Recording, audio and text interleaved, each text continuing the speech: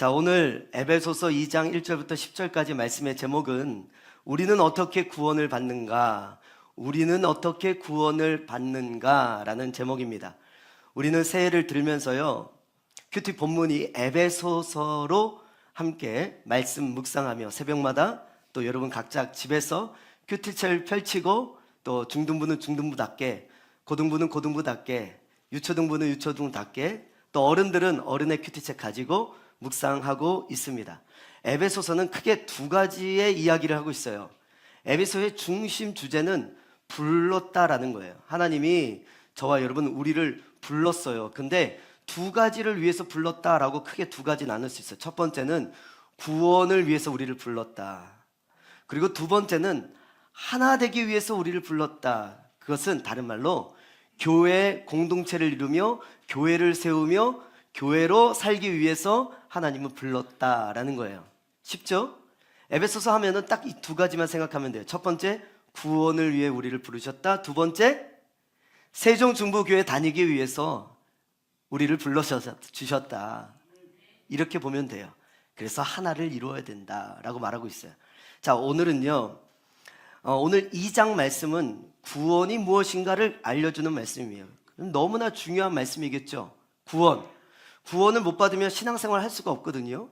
구원받지 않으면 신앙생활을 시작할 수도 없고 살아갈 수가 없어요. 신앙생활 하는 게 오히려 너무나 힘이 들 수 있어요. 그래서 하나님의 백성 이렇게 살아라 저렇게 살아라 말하는 것보다 먼저 출발점은 구원을 알아야 돼요. 그래서 오늘 본문이 구원에 대한 이야기입니다. 만약에 그럴 일은 없겠지만 어떤 분이 만약에 성경 전체를 요약해서 딱 목사님 1시간짜리 설교를 만들어서 해주세요 라고 말한다면 저는 감히 에베소서 2장 오늘 본문 말씀으로 설교를 할 것 같다라는 생각을 해봅니다. 왜냐하면 구원받는 것보다 더 중요한 건 없거든요. 그렇기 때문에 구원은 우리 인생의 최고의 선물이기 때문에 저는 에베소서 오늘 본문을 선택해서 증거할 것 같다. 그 정도로 구원은 너무나 중요한 말씀이고 오늘 설교는 너무나 중요한 말씀이다 라고 할 수 있어요. 하나님께서 우리에게 선물로서 구원을 주셨는데 어떻게 우리가 그러면 구원받을 수 있는가 라는 내용이 오늘 설교의 오늘 에베소서 2장의 말씀이라는 것이죠. 여러분, 세상에서 구원이 없는 종교는 없습니다. 다 종교들마다 구원이 있다고 말해요. 자신의 종교가 자신을 믿어야 구원받을 수 있다고 해요. 행복해질 수 있다고 해요. 회복할 수 있다고 그래요. 살아날 수 있다고 말합니다. 이슬람은, 여러분, 불교는 해탈을 이야기해요. 그러면 구원받는다. 해탈을 이야기해요. 이슬람은 나중에 알라신 앞에 서게 될 텐데 그 앞에 섰을 때 알라신이 어떻게 평가받느냐에 따라 구원이 이루어진대요. 네가 정말 선하게 열심히 선을 이루며 착하게 살았구나. 알라신이 인정하면 구원받고 알라신이 인정하지 않으면 구원을 받지 못한다. 그러니까 언제요? 항상 불안한 거예요. 나중에 알라신한테 인정받고 칭찬받으려고 불안한 삶을 살게 되는 것이죠. 자, 세상의 모든 종교가 말하는 구원의 공통적인 특징이 있어요. 그건 뭐냐면 굉장히 합리적이고 그리고 공평해 보이지만 사실 세상에서 말하는 모든 종교들의 구원은 불가능하다라는 것이에요. 예를 들어 여러분, 제가 요즘 수영을 좀 배우거든요. 수영을 해서 저 부산에서부터 제주도까지 가면 구원받는다라고 말하는 거예요. 여러분, 가능할까요? 불가능할까요? 우리 중에 가능한 사람이 있을까요? 없을까요? 일반인들은 불가능한 거예요. 매우 합리적이고 또 공평해 보이지만 불가능한 것이 세상이 말하고 있는 구원이에요. 이건 여러분, 프로 수영 선수도 박태환도 여러분 지쳐서 불가능한 일 아니겠어요? 다시 말해 그건 방법이 아니다라는 거예요. 그래서 하나님께서는 우리에게 구원의 방법, 매우 합리적이고 공평하며 모두가 가능한 방법을 우리에게 주셨는데, 선물같이 주셨고 길을 열어주셨는데 그것이 뭐냐? 바로 은혜라는 구원의 방법이라는 거예요. 은혜라는 것이 뭘까요? 은혜. 우리가 은혜 받았어, 은혜로 구원받았어 말이 많은데 은혜란 건 뭐냐? 하나님이 다 하신다는 거예요. 하나님이 우리의 구원을 다 하신다라는 거예요. 왜 우리에게 은혜가 필요합니까? 우리가 과연 어떤 처지에 있기에 우리가 구원받아야 되고 구원이 필요하고 평화가 필요하고 또 기쁨과 감사가 회복되어야 됩니까? 첫 번째는 우리는 허물과 죄로 죽었다라는 것이에요. 우리는 허물과 죄로 죽었다라는 거예요. 1절부터 3절까지인데요. 제가 읽어드릴게요. 그는 허물과 죄로 죽었던 너희를 살리셨도다. 2절에 그때 너희는 그 가운데서 행하여 이 세상 풍조를 따르고 공중의 권세 잡은 자를 따랐으니 곧 지금 불순종의 아들들 가운데서 역사하는 영이라. 3절이요.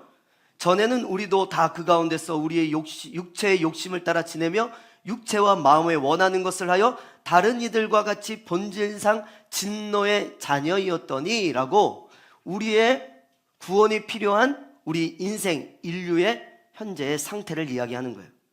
성경은 여러분 세상에 의인이 한 사람도 있다 없다?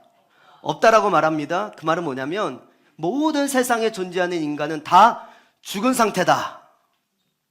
옆에 사람들에게 얘기하면 너 죽었대. 이렇게 시작.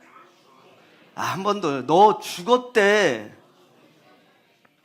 여러분, 그리고 성경은 뭐라고 얘기하냐면 허물과 죄로 죽었대요. 허물이라는 거, 죄라는 건 다 무슨 말이냐면 죄를 얘기하는 거예요. 허물이라는 건 소극적인 죄예요. 소극적인 죄. 죄라는 것은 적극적인 죄래요. 어찌됐든 허물과 죄로 죽었다는 건 죄로 말미암아 너희들은 다 죽었다. 죽음의 원인이 죄다라고 얘기하는 거예요. 죄의 특성은 뭐냐면 관계를 끊어뜨려요. 관계가 끊어지면 여러분 사단은요 항상 우리를 관계를 끊어뜨리려고 해요. 하나님과 우리와의 관계를 끊어뜨리려고 해요. 그러면 죽거든요. 사단은요 보세요. 우리 부부 사이의 관계를 끊어뜨리려고 해요.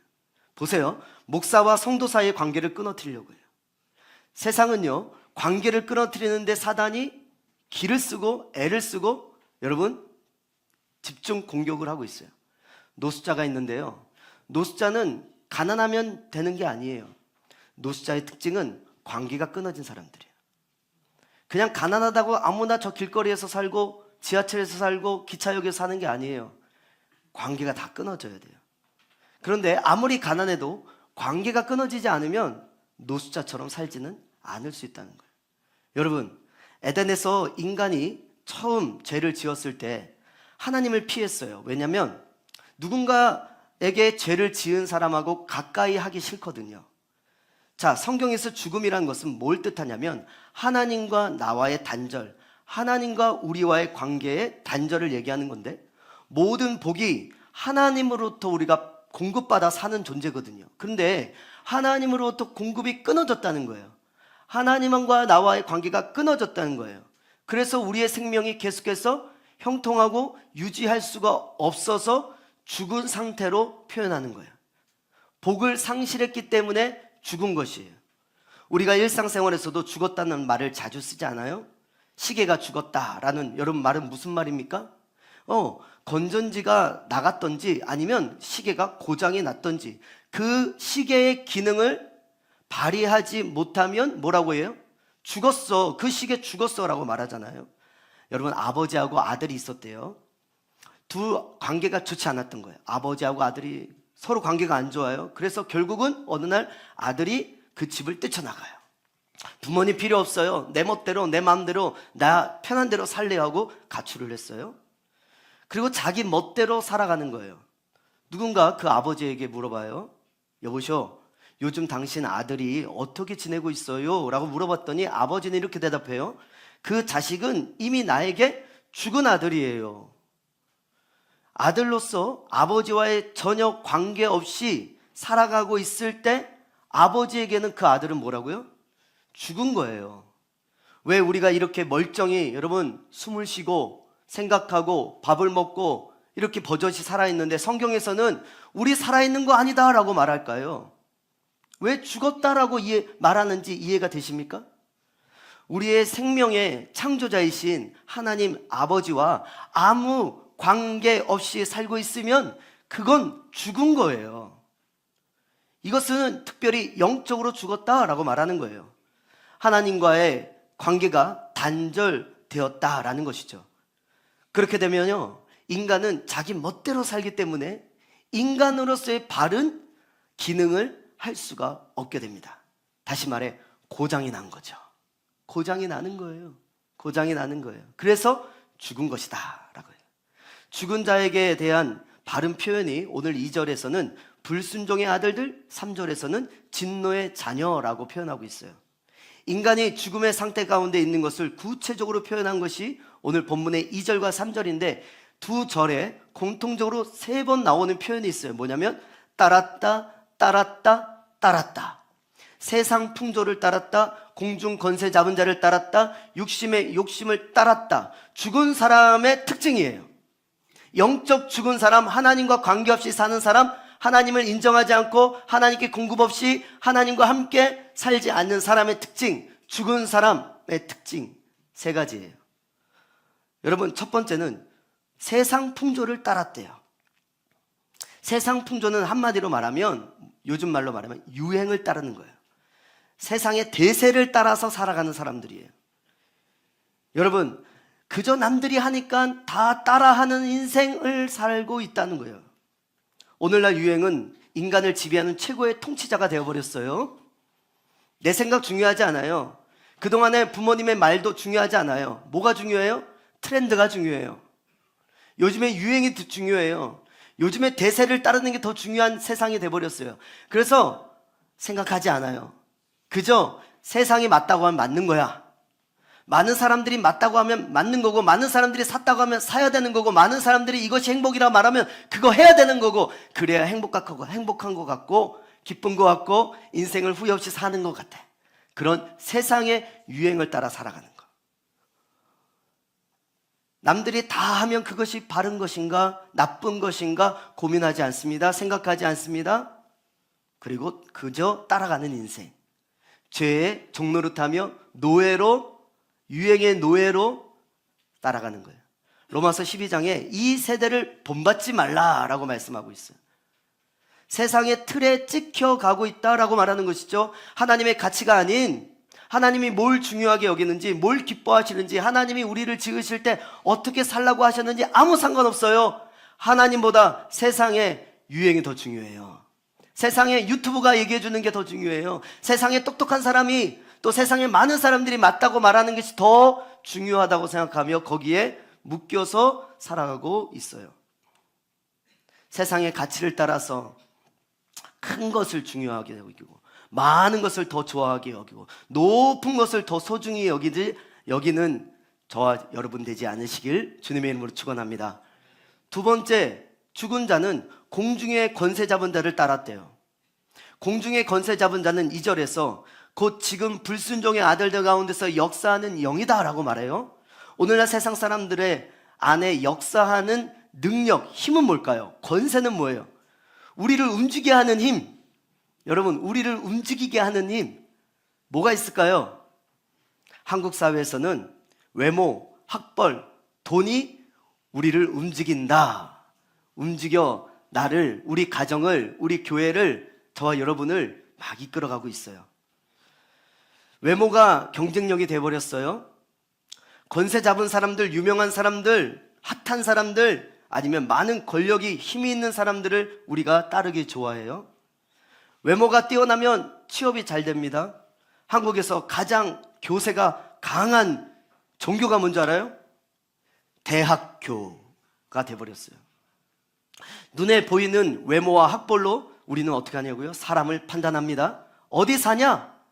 얼마 버냐? 어떤 옷을 입었냐? 어떤 학교 나왔냐?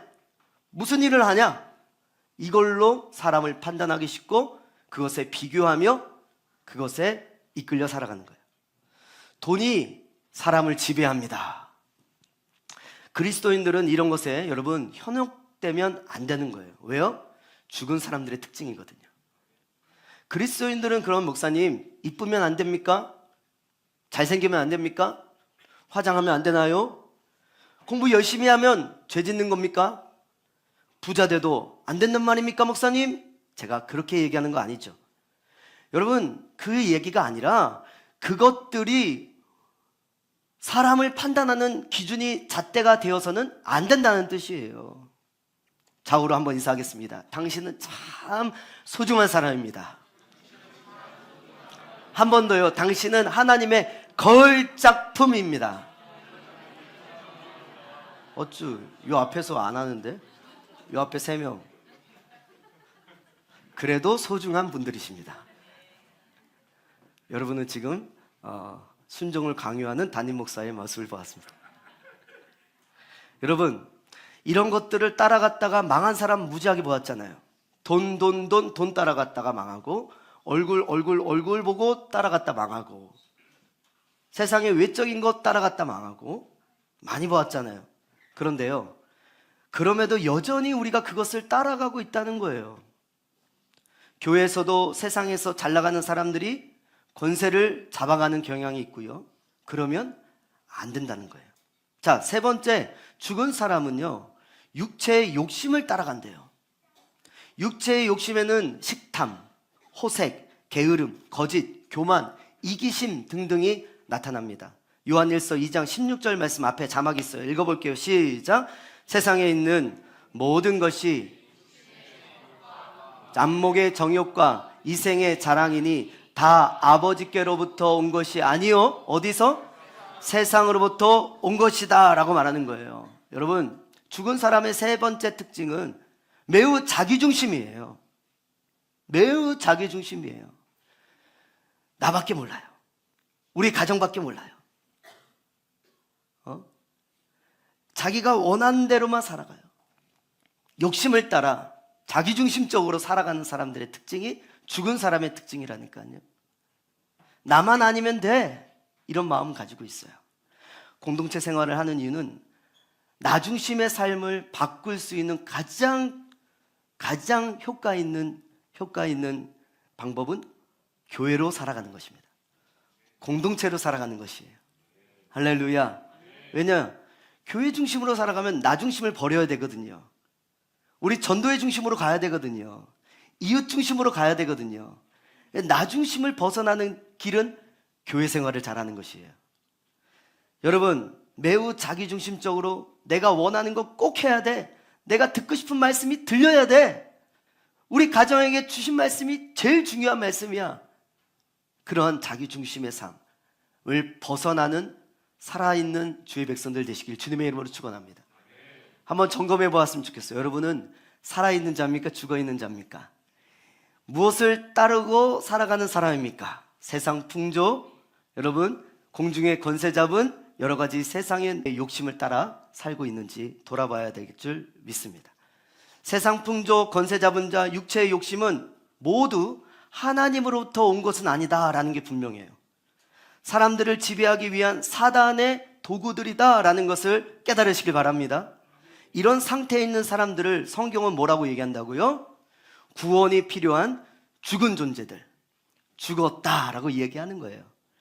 자, 그래서 2번째, 그런데 거기서 끝나지 않고 성경은 뭐라고 하냐면 그러나 우리를 살리셨도다. 할렐루야. 다시 한번 저를 따라 볼게요. 그러나 우리를 살리셨도다. 그러나 옆에 있는 사람, 당신을 살리셨습니다. 할렐루야. 5절과 6절 말씀 다 같이요. 시작. 허물로 죽은 우리를 그리스도와 함께 살리셨고 또 함께 일으키사 그리스도 예수 안에서 함께 앉히시니. 할렐루야. 여러분, 오늘 성경 에베소서 2장 4절 말씀에 안 나오는데 원어에는 나와요. 무슨 접속사가 나오면 그러나가 존재해요. 1절, 2절, 3절에 너희들 죽었어.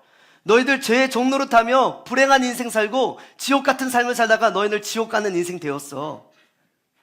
하나님과 관계가 끊어졌어. 사람과 사람의 관계가 끊어진 인생을 살 거야. 너네 죽었어. 다시 말해, 너희들 구원이 필요해. 그런데 거기서 끝나지 않고 주님은 4절에 그러나 이거예요. 우리의 인생은 놀라운 반전의 인생이 시작된 줄 믿습니다. 그러나의 인생이에요. 나는 연약하지만, 나는 죽었지만, 나는 소망이 없지만, 나는 세상 살맛이 나지 않지만 그러나 하나님이 우리를 살리셨도다. 우리 가정 작년까지 힘들었지만 그러나의 2025년이 되는 줄 믿으시길 축원합니다. 아까 말했잖아요. 주 오셔서 구하시리, 주 오셔서 구원하시리, 주 오셔서 회복을 주시리, 주 오셔서 다시 일으켜 주시리.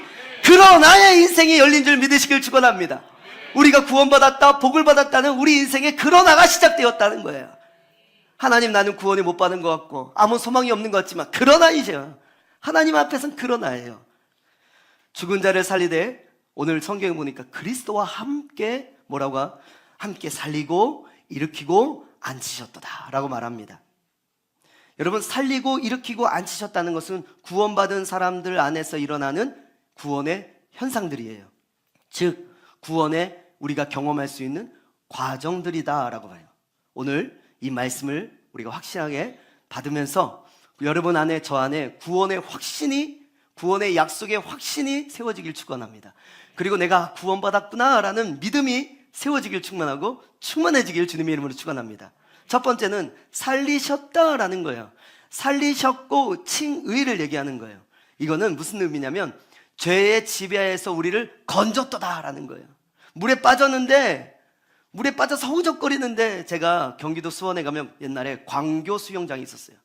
광교 신도시 있잖아요. 제가 그쪽에 살았거든요. 거기에 광교 풀장이 있었어요. 광교 수영장. 여름 되면 우리 어머니가 꼭 한 번은 우리 애들도 데리고 통닭 싸가지고 김밥 싸가지고 광교 풀장에 가서 우리를 풀어놓아요. 그럼 열심히 우리가 헤엄치고 놀아봅니다. 근데 어느 날은 제가 물에 빠진 거예요. 너무 교만했어. 내 키를 생각하지 않고 깊은 곳에 갔어. 나는 할 수 있다고 생각했어. 왜? 나는 수영은 잘하니까. 갔는데 갑자기 발이 땅에 안 닿는 거예요. 허우적거리고 물 먹고 이러다 죽겠구나라는 생각이 딱 있는데, 어떤 한 중고등학교 돼 보이는 형아가, 준이 같은 친구가, 준이야 껌 씹지 마, 준이 같은 친구가 딱 나를 보더니 내 머리끄댕이를 딱 잡고 쑥 끄집어내는 거예요. 머리끄댕이를 꾹 잡고 쑥 끄집어내는 거예요. 굉장히 아팠을 텐데 아픈 게 느껴지지 않고 그 순간 무슨 생각, 나는 살았구나 하면서 끌려갔어요. 그리고 그 아저씨는 쑥 사라졌어요. 정신이 없었어요. 여러분, 살리셨다는 건 우리를 그 죄에서 건지셨다는 거예요. 죄의 지배에서 건져내셨다는 거예요. 세상 풍조와 공중의 권세 잡는 자와 육체의 욕심을 따라 죄의 노예로 지내는 자를 예수님이라는 대가를 지불하고 우리를 구했다라는 것이에요. 그래서 이제는 죽은 사람, 지옥의 백성의 명단에서 우리를 지우시고 생존자의 명단, 생명책에 우리의 이름이 기록된 줄 믿습니다. 이것은 예수 그리스도를 영접한 자에게 이미 일어난 과거의 구원의 역사를 얘기하는 거예요. 저와 여러분이 예수님의 복음을 듣고 예수님을 영접하면 놀라운 이런 칭의의 역사가 일어나는 거예요. 우리의 신분이 바뀌었다는 것이죠. 우리의 국적이 바뀌었다는 것이에요. 할렐루야. 자, 두 번째는 일으킨다라는 것이에요. 일으킨다는 것은 새로운 삶을 지탱해 주는 거예요. 우리의 인생에 새로운 삶이 시작이 된 거예요. 단지 죄의 노예의 명단에서 우리를 이름을 지어주고 우리를 생명책에 구출해 줘서 생명책에 이름만 적어주신 것이 아니라, 우리가 이제 신분이 바뀌었잖아요. 옛사람에서 새사람으로, 죄의 노예짓하는 그런 옛사람에서 이제는 하나님과 연결되고 하나님과 관계가 회복된 하나님의 백성답게 살아가는 새로운 삶이 열렸다는 거예요. 할렐루야. 이제는 땅의 것이 아니라 위의 것을 위해 살아갑니다. 우리는 세상의 법도 잘 지키는 준법 시민이지만 하나님의 법이 또 굉장히 중요하며 하나님의 말씀에 순종하여 살아가는 자가 된 것이에요. 그 삶을 살 수 있도록 또 우리만 홀로 내버려두지 않고 성령 하나님께서 우리와 함께 하시는 줄 믿습니다. 이것을 뭐라고 하냐면, 과거의 구원을 칭의를 한다면 현재의 구원, 내 삶 속의 일상에서의 구원을 우리는 성화라고 하는 거야. 예수님을 막 충분하진 않지만 조금씩 닮아가. 할렐루야. 사람이요, 확 바뀌면 무서운 거거든요. 여러분, 내가 예수를 믿게 되었는데, 교회를 다니게 되었는데, 세례도 공부하고 세례를 받게 되었는데 내 삶이 잘 안 바뀌어. 여러분, 괜찮은 거예요. 아주 지극히 정상적인 거예요. 확 바뀌지 않아도 돼요. 차츰차츰 예수님을 한 걸음 한 걸음 닮아가고 있다면 그것은 성화의 구원을 여러분 누리고 있는 것이에요. 할렐루야. 어제보다 오늘 좀 더 예수님 따라가고 오늘보다 내일 좀 더 예수님 따라가는 놀라운 변화의 삶이 저와 여러분 가운데 임하길 주님의 이름으로 축원합니다. 할렐루야. 마지막 세 번째, 앉히신다라고 말해요. 이것은 하나님의 영광스러운 보좌에 우리를 앉혀주시겠다라는 것인데, 우리가 이 땅에 살지만 우리의 신분은 어디에 있다고요? 하나님 나라에 있잖아요. 이것이 얼마나 좋은지 바울은 세상의 모든 것을 내가 배설물로 여긴다라고. 그 무슨 말이냐면, 나는 이 땅에서 사는 것보다 어디 가고 싶다? 천국. 하나님 만나고 싶고 하나님의 나라에 가고 싶다. 그래서 뭐라고 하냐면요, 나 빨리 죽고 싶어. 그래요. 차라리 빨리 죽어서 천국 가면 좋겠어. 그만큼 천국이 소중해. 그러나 아직 하나님이 생명을 주시고 숨을 주시고 이 땅에 살게 하신 이유는 한국에서, 세종중부교회에서 할 일이 있기 때문에. 할렐루야. 저를 보세요. 저를 보세요. 여러분, 저는 어떤 마음으로 지금 복음을 전하냐면, 여기에 있는 앉아 계신, 온라인으로 앉아 계신 여러분들이 정말로 구원을 받았으면 하는 마음, 뿐만 아니라 구원의 확신으로 올해 하루를 섰으면 하는 마음, 간절함, 애절함, 절실함으로 이 자리에 섰어요. 제가 어제 여기서 새벽 1시쯤 나갔거든요. 집에 갈 수가 없는 거예요. 기도밖에 안 나오는 거예요. 이 설교문을 쓰고 이 설교문을 읽고 이 설교문으로 기도하는데 집에 갈 수가 없는 거예요. 가서 자야 되는데, 오늘을 위해서는. 오늘 신방 2집이나 있는데, 바쁜데 피곤한데 저 문을 나갈 수가 없는 거예요. 계속 주님이 기도하게 하시는 거예요. 왜요? 구원을 받아야 되니까. 그리고 왜요? 여러분, 구원의 확신을 가지고 살아야 되니까. 그런 간절함, 그런 절실함이 저로 하여금 이 자리를 뜨지 못하게 만들더라고요. 계속 앉아서 기도하게 하는 거예요. 하나님, 적어도 우리 세종중부 교회 교인들 가운데는 구원 몰라서, 나 예수님 몰라서 구원 못 받았어요 라는 사람은 없어야 될 거 아니겠어요? 우리 주일학교 친구들도 하나님, 구원의 방법을 몰라서, 구원받는 게 뭔지를 몰라서 하나님, 세상에서 정말로 힘든 신앙생활을 하다가 저 지옥 가는 그런 사람은 없어야 되지 않겠어요? 그런 마음을 주시더라고요. 우진아, 나는 이 말씀을 너에게 간절함으로, 절실함으로 줬다.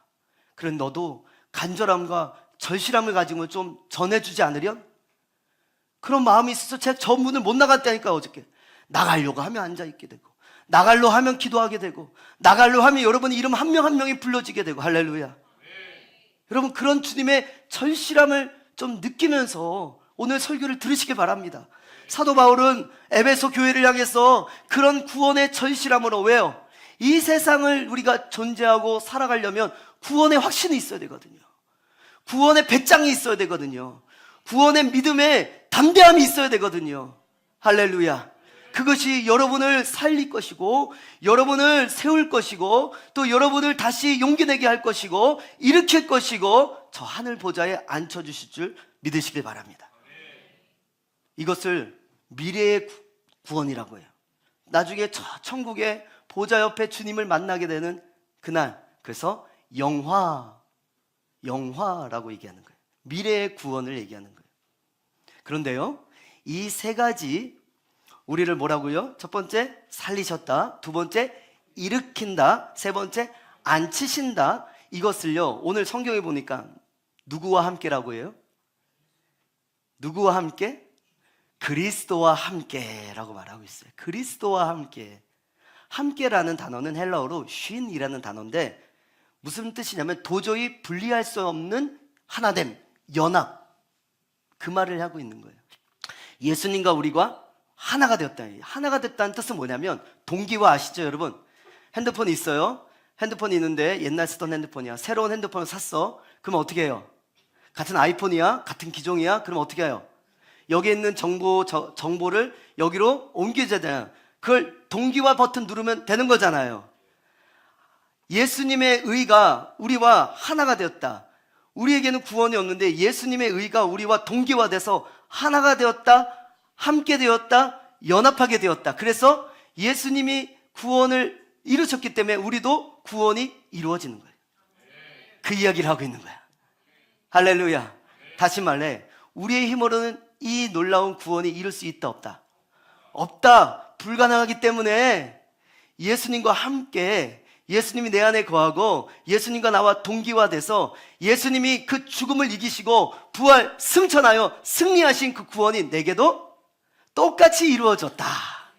그래서 우리는 하나님의 자녀가 되었고, 우리는 하나님의 자녀로 이 땅을 사는 변화되는 인생을 살 것이고, 나중에 주님 다시 오셔도 우리는 어디 간다? 천국에 가는 인생이 되었다. 내 힘으로? 아니요. 예수 그리스도와 동기화 되었기 때문에, 하나 되었기 때문에, 하나 되어 함께하기 때문에. 할렐루야. 여러분, 놀라운 이 구원의 복을 받은 자임을 믿으시길 바랍니다. 그래서 마지막 세 번째는, 구원은요 행위가 아니라 하나님의 선물이다라는 것이에요. 4절 말씀 다 같이 읽어볼게요. 4절 시작. 긍휼이 풍성한, 다 같이 시작. 긍휼이 풍성하신 하나님이 우리를 사랑하신 그 큰 사랑을 인하여 라는 것이에요. 여러분 보세요. 아까 말했듯이 4절 앞에는 뭐가 빠져 있다고요? 그러나. 원어에는 그러나가 있어요. 여러분, 긍휼이 풍성하신 하나님이라는 말과 우리를 사랑하신 그 큰 사랑이라는 말씀이 담겨져 있죠. 긍휼이 뭐냐면 불쌍히 여기는 거예요. 불쌍히 여기는 거예요. 불쌍히 여기는 거예요. 인간에게도 하나님의 형상을 따라 우리가 지음받기 때문에 이 하나님의 긍휼하심이 우리 안에도 있어요. 그래서 불쌍한 사람들이 보이잖아요. 그죠? 여러분, 우리 자녀들 엄마 아빠 보면서 불쌍한 마음 들어요, 안 들어요? 민준아, 들어 안 들어요? 들죠. 들었대요. 용돈이 올라가는 소리가 들렸습니다. 네. 여러분, 제가 이번 주에 기도하는데 우리 교회 어떤 권사님이 생각이 딱 났어요. 근데 왜 이렇게 안쓰러운 거예요? 왜 이렇게 불쌍한 거야? 그 권사님, 그래서 말은 못 하겠는데 우리 12명의 권사님들 모두가 그런 것 같아요. 근데 엄마들이 왜 이렇게 안쓰럽고 불쌍히 여겨지는 거예요? 긍휼히 여겨지는 거예요? 어떻게든 남편 어떻게 교회 나오게 하려고 막 아둥바둥하고, 어떻게든 내 자녀들 어떻게든 교회 나오고 예수 잘 믿고 좀 하려고 아둥바둥. 그러니까 집에서는 여기에 비유 맞추고 저기에 비유 맞추고 어떻게 해보려고, 지혜롭게 해보려고 막 고민하며 기도하며 막 해. 아둥바둥. 그러다 보니까 집에서는 약한데 그 풀이를 어떻게 밖에 나와서 하는 것 같더라고. 집에서는 찍소리를 못해. 근데 밖에 나와서는 이게 되게 안쓰러워 보이더라고. 불쌍히 여겨 보이더라고. 우리 아빠들이요, 어때요? 직장 가면 눈치 봅니다. 우리 아빠들, 그쵸? 직장 가면 어떻게든 여기서 잘 또 성과 내고 승진해야 되고, 그래야 또 우리 집이 또 물질이 있고 또 살고. 여러분, 그러면 그게 안쓰러워져야 돼요. 불쌍히 여기는 마음이 들어오지 않아요? 직장 가면은 막 그런 눈치 보는 아빠, 또 가족을 눈치 보면서 어떻게든 잘 섬겨보려고 하는 아빠, 엄마들, 또 교회를 보면요, 교회도 우리 성도들, 우리 교회 성도들 너무나 보물 같고 보석 같고 아름다운데, 보면은 다들 어떻게든 하나님을 위해서 살려고 아둥바둥 해보는 모습, 어떻게든 하나님 위해서 살려고 하는 그 마음, 그러나 육신이 또 약해서 연약해서 그러지 못하는 미안함, 죄책감 가지고 사는 모습 보면 눈물이 막 나요. 펑펑. 불쌍히 여기는 마음이죠. 오늘 하나님이 우리를 불쌍히 여긴대요. 하나님이 우리를 불쌍히 여긴대요.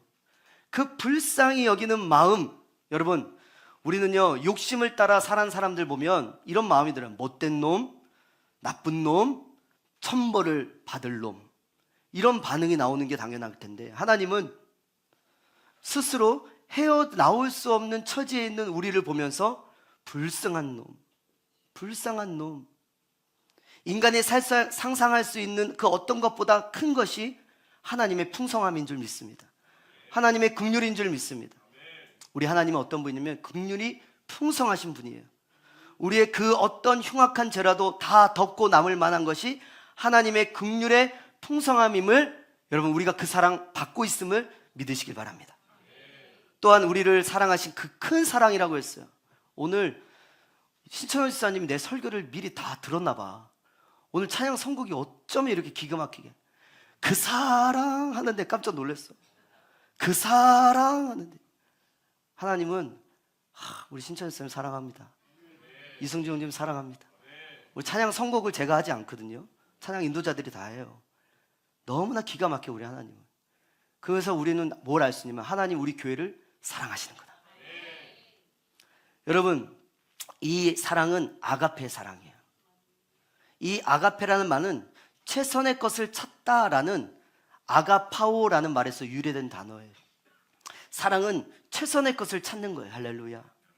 죄의 지배를 받고 있는 인간을 긍휼히 여기셔서 취할 수 있는 최선의 것이 그리스도와 함께 살리시고 일으키시고 앉히는 것이다 라는 것이에요. 사랑에는 만약의 사랑이 있고 때문에의 사랑이 있고 그럼에도 불구의 사랑이 있다고 해요. 만약의 사랑은 내가 나에게 이렇게 해주면 나도 너에게 이렇게 사랑해 줄게. 때문에의 사랑은 그 사람이 가지고 있는 무엇인가를 사랑하는 것이에요. 이쁘기 때문에 사랑하는 것이죠. 그럼에도 불구하고의 사랑은 바로 아가페의 사랑인데 누구의 사랑이다? 우리를 향한 하나님의 큰 사랑이다. 이게 바로 우리를 하나님이 구원해 주신 이유입니다. 우리를 구원해 주신 하나님의 구원의 근거가 바로 우리를 향한 하나님의 사랑입니다. 그렇다면 정리합니다. 구원은 뭘까요? 구원. 마지막 설교 노트에도 보면 나오죠. 구원은 은혜에 의하여 믿음으로 말미암은 하나님의 선물이다라는 거예요. 은혜에 의하여 믿음으로 말미암은 하나님의 선물이요. 하나님께서 이 구원을 누구에게 어떻게 주신 것입니까? 구원은 절대로 우리에게서 나올 수 있다 없다. 여러분, 물에 빠졌어요. 근데 내가 스스로 거기서 탈출할 수 있어요 없어요? 없단 얘기예요. 우리에게서 나올 수 없고 만약에 그랬다면 그런 구원은 아무것도 보장해 줄 수 없습니다. 전적으로 하나님에게서부터 나왔다는 거예요. 그럼 누구에게 주신 것입니까? 사실 누구에게도 나도 열려 있다는 것이죠. 자, 오늘 마지막 8절 말씀 다 같이 읽고 오늘 말씀을 정리합니다. 시작.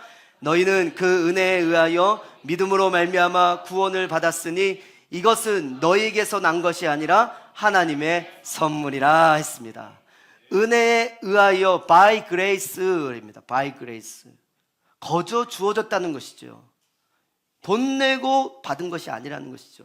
착하게 해서 인정받아서 구원, 하나님의 자녀 신분이 되지 않았다는 것입니다. 거저 주었대요. 근데 뭘 주었대요?